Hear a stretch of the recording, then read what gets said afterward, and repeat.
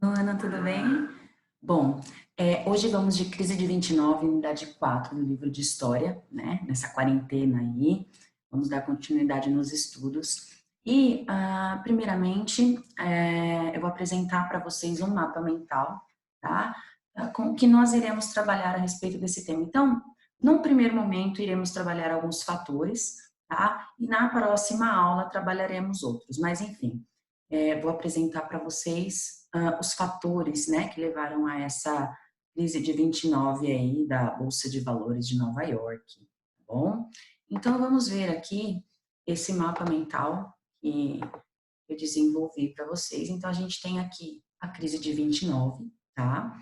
E nela a gente vai ver alguns fatores que a gente vai trabalhar dentro dela. Então, os antecedentes da guerra.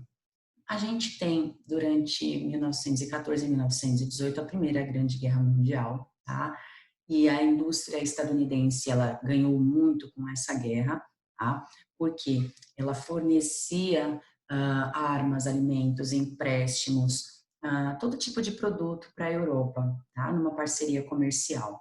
Ao final dessa guerra, o que que acontece? Os Estados Unidos fornecem grandes empréstimos também, né, a juros altos para os países que foram massacrados aí pela guerra, tá? Então, nesse período, os Estados Unidos vivem um grande momento, né? Então, houve aumento da oferta de emprego na indústria, ampliação do consumo interno, tá? As pessoas produziam muito, né? Para atender essa necessidade da Europa nesse momento, tá? E surge dentro desse contexto todo, né, já que grande parte da população norte-americana está trabalhando bastante, né, surge o American Way of Life, ou seja, o modo de vida americano, né? Então, o cinema também nesse período ganha muita força, tá? A sociedade se torna muito consumista, tá? Havia muita facilidade de crédito, né? Então a indústria automobilística, principalmente a Ford, nesse momento também cresce muito e vende carros por valores acessíveis, né? Até porque surge aí uma nova técnica aí de produção em massa, desenvolvida pelo Ford, né? Em sociologia vocês verão isso, tá? Isso tudo faz com que os Estados Unidos se tornem uma grande potência nesse momento e produza muitas coisas. Então, eu vou pegar uma página, a primeira página do livro, né, da Positivo, e vou apresentar para vocês aqui também, tá, que é a primeira página da unidade, onde a gente consegue ver ali o Douglas Fairbanks segurando Charles Chaplin nos ombros. Isso ocorreu em 1918 na Wall Street, em frente à Bolsa de Valores de Nova York. Tá? Então percebam, olha a multidão comemorando, né, o cinema norte-americano, esse grande boom aí de uma economia que vem crescendo. E nesse mesmo local, no dia 24 de outubro de 1929, as pessoas se aglomeram novamente, mas não para comemorar, né? Elas se aglomeram nesse local por conta da crise de 29, da queda da Bolsa de Nova York, tá? E aí a gente vai entrar nesses detalhes aí mais para frente. Então, percebam que é um momento muito importante dentro da história norte-americana e que também vai interferir diretamente nas economias mundiais, tá bom? Então, a gente vai descendo aqui para a página 48 e a economia estadunidense após a Grande Guerra é o que a gente acabou de falar, tá bom? É meio que um resumo a respeito desse texto, tá? Inclusive, a gente pode até ver ali o modelo Ford T também, como eu acabei de dizer para vocês, a indústria automobilística, ela se consolidou nos Estados Unidos, né? Na década de 20, principalmente Henry Ford, tá? E esse modelo de automóvel, ele acabou se popularizando muito, tá? Entre 1908 e 1927. Por quê? Por conta da linha de montagem, ou seja, os processos industriais eles se intensificaram, né? Barateando a produção e assim se tornando mais acessível para a aquisição da população, tá bom? A gente tem ali algumas atividades que, inclusive, eu já pedi para vocês fazerem, tá? E como vocês podem ver aí, a gente tem a correção delas, né? Então, a gente tem 2 anúncios, tá? Da década de 20. Então, o primeiro anúncio de um creme de barbear que está dizendo: isso é o que eu chamo de creme de barbear. Obrigada pela dica sobre o Menem, certamente diferente. E na outra, de um sabonete, né? Que era a promessa da redução de peso sem dieta e exercícios como mágica. Eu queria um sabonete desse. E aí tem as questões, né? Como que os anúncios destacam os benefícios dos produtos anunciados? Bom, o creme de barbear está dizendo que o homem, obviamente, vai ficar mais bonito ao utilizá-lo e que a mulher vai ficar mais magra se utilizar o sabonete. Portanto, aí começam as propagandas de marketing aí da sociedade do consumo, tá? Esses anúncios da década de 20, vocês acham que são diferentes dos que a gente vê hoje na atualidade? Bom, na minha opinião, não, né? Até porque vários anúncios que a gente vê, principalmente na internet, eles trazem aí algumas promessas surreais, né? Que, obviamente, a gente não vai conseguir alcançar utilizando, por exemplo, um sabonete, tá? Então, todas as propagandas que a gente assiste hoje traz a questão do status, da beleza, né? A aparência de felicidade, é a tal propaganda de margarina de manhã, né? Bom, e aí, a gente vai ver a American Way of Life, que a gente já falou, que é o estilo de vida americano, ou seja, a sociedade do consumismo, a tal propaganda de margarina, tá? A família bonita, né? De manhã, tomando o café da manhã, com seu cachorro bonito, com seu carro na garagem, com uma bela casa, tá? E tudo isso interferiu diretamente na economia norte-americana. Nesse período também, os Estados Unidos passam pela lei seca, tá? Então, era proibido a fabricação de bebida alcoólica no país, tá? E, obviamente, alguns grupos de pessoas burlaram esse sistema, tá? Importando algumas bebidas no mercado negro, tá? Importando principalmente da Inglaterra, tá bom? E isso fortaleceu um outro grupo social, né, dentro da sociedade estadunidense, que são as máfias, tá? Então, os criminosos enriqueceram muito também nesse período, tá bom? O que mais podemos dizer aqui? A gente vai falar da quebra da Bolsa de Nova York. Então, a gente vai voltar lá no mapinha mental, tá? Que a gente já estava vendo. E a gente tem lá no mapa mental essa questão da quebra da Bolsa de Nova York. Para a gente entender, a gente vai precisar saber qual o relacionamento que os Estados Unidos estava tendo com a Europa nesse período. A Europa, depois da guerra e depois de se restabelecer, ela começou a diminuir o consumo, né, as compras dos produtos dos Estados Unidos e acabou conseguindo recuperar a sua economia. Os Estados Unidos não esperava por isso, tá?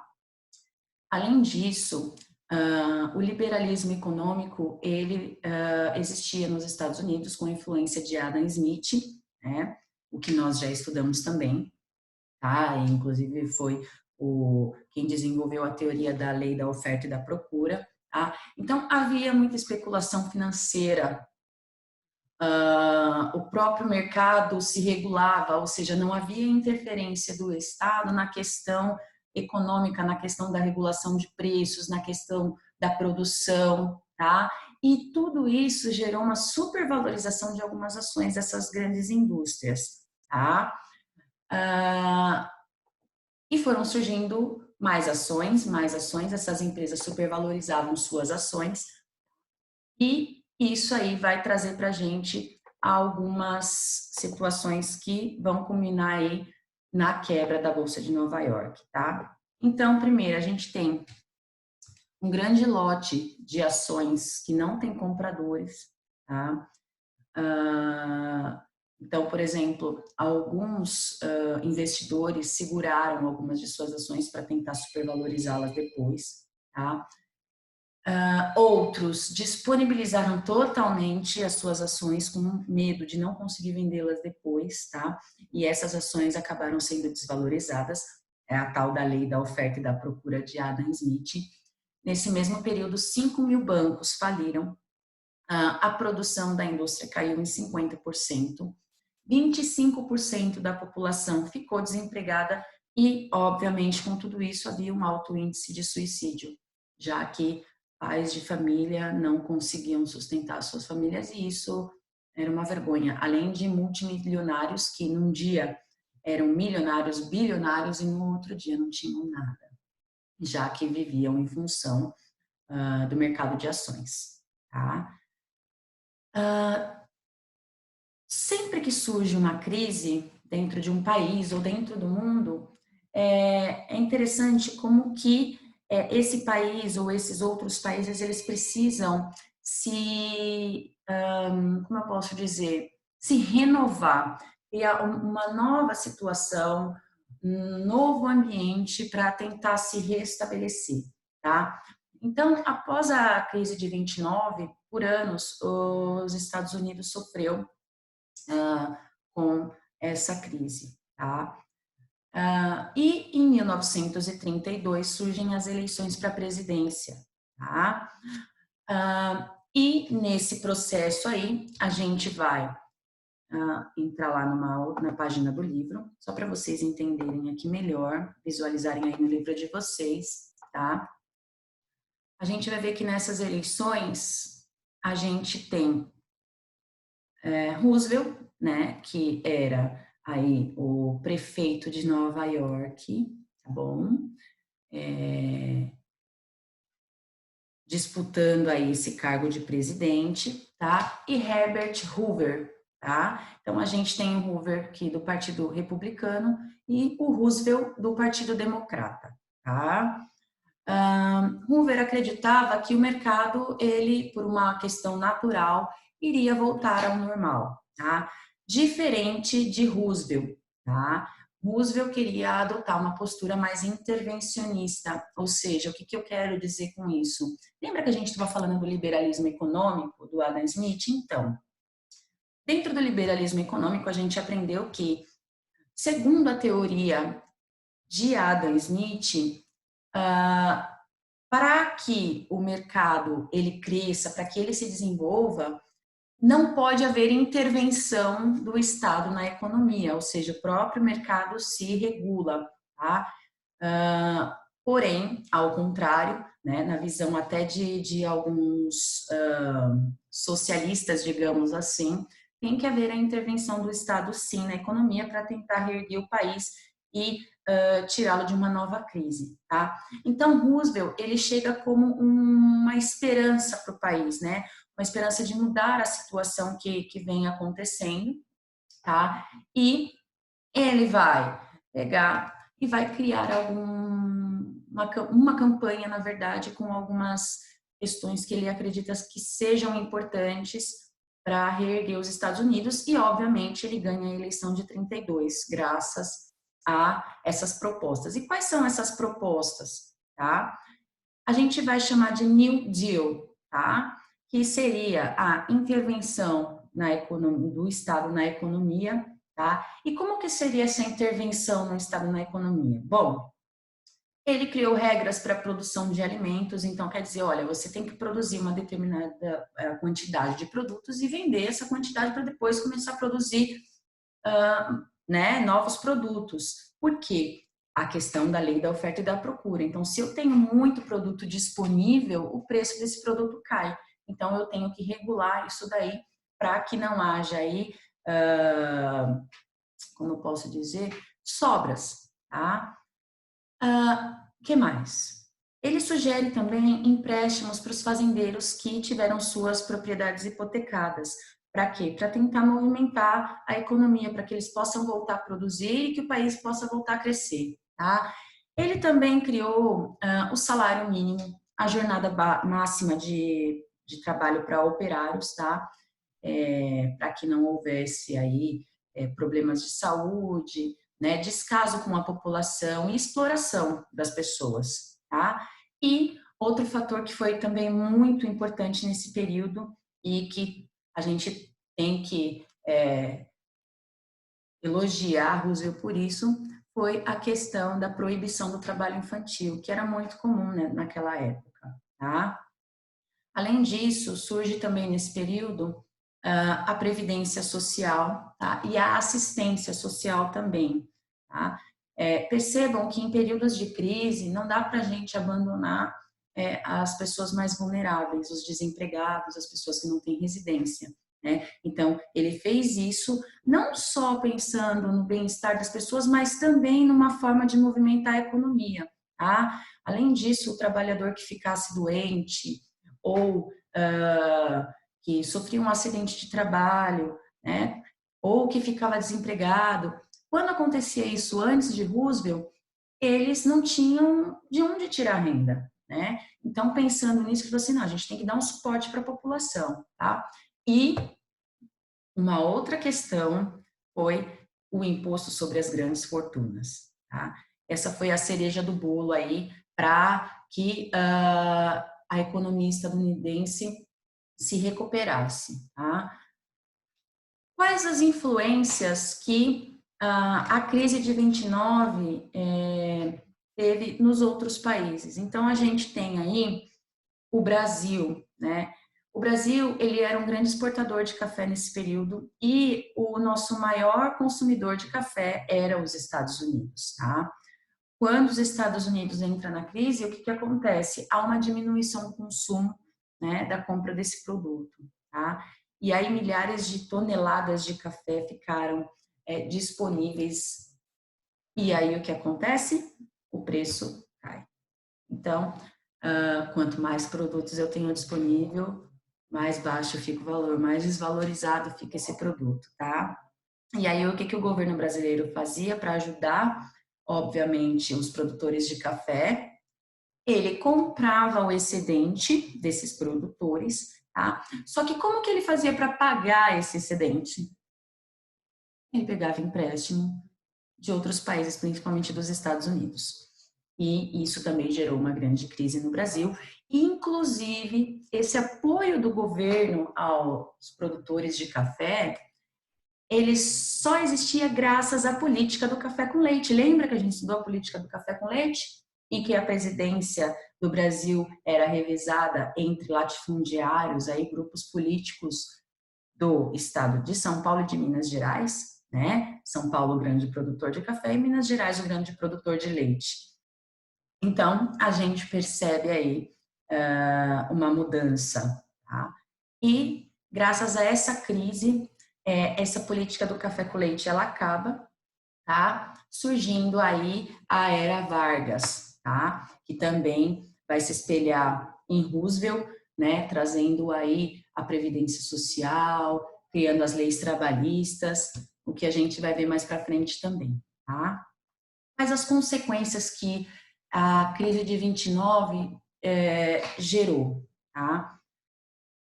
Como a gente falou, a crise econômica, a falência dos bancos, a crise social, o desemprego, né, os suicídios em massa, tá? E isso também gerou um aumento do nacionalismo, tá? O orgulho pela pátria exacerbado, tá? Menos tolerância com outras nacionalidades e a abertura aí das portas de países para pessoas estrangeiras. Com isso, a gente tem no mundo aí, isso tudo vai culminar na Segunda Guerra Mundial, tá? Esse aumento do nacionalismo, principalmente na Europa, fora a questão do tratado ali que houve entre a Alemanha e a França, tá? Pós Primeira Guerra Mundial, em que a Alemanha se sente humilhada e esse nacionalismo surge nesse período. Não vou entrar em detalhes a respeito da Segunda Guerra Mundial, até porque a gente vai trabalhar isso ainda, tá? Nas próximas unidades, tá? Com a Segunda Guerra Mundial, o que acontece com a economia norte-americana? Ela se reergue assim como na Primeira Guerra Mundial. A economia norte-americana, ela cresce devido à Primeira Guerra Mundial, depois ela sofre alguns processos aí de recessão. E agora, com a Segunda Guerra Mundial, os Estados Unidos vê uma nova possibilidade aí de oferecer armas, alimentos, insumos, não é? Tecnologia e empréstimos, tá? Então, gente, é isso, né, que eu gostaria de apresentar para vocês, um resumão aí do que a gente está trabalhando, da crise de 29. Lembrem-se que existem vários vídeos no YouTube de apoio, filmes, tá? E que eu estou ali full time no Positivo On para tirar dúvidas de vocês por meio das mensagens, tá bom? Então é isso, galera. Muito obrigada e mandem mensagens para mim. Estou com saudade de vocês. Valeu!